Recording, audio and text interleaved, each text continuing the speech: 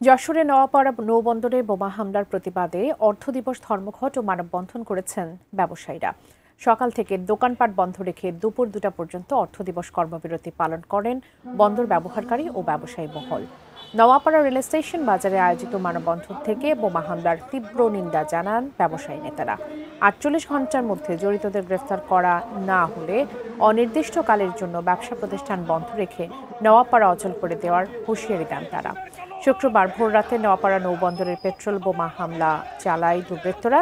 তার প্রতিবাদে নওয়াপাড়া বন্দর ট্রাক ট্রান্সপোর্ট সমিতি আয়োজিত মানববন্ধনে আমদানিকারক, রপ্তানিকারক, প্রতিষ্ঠানের মালিক, কর্মচারী সহ বিভিন্ন রাজনৈতিক দলের নেতা এবং শ্রমিকেরা অংশ নেন।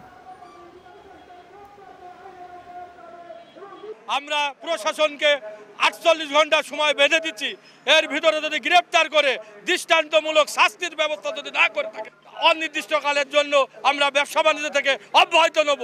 যদি নওয়াপাড়া বাজারে ব্যবসা বাণিজ্যকে টিকে রাখতে হয় তাহলে 48 ঘন্টার ভিতরে এই দুষ্কৃতকারীদের, এই বোমা নিক্ষেপকারীদেরকে ধরে এনে আইনের আওতায় এনে দৃষ্টান্তমূলক শাস্তির ব্যবস্থা করতে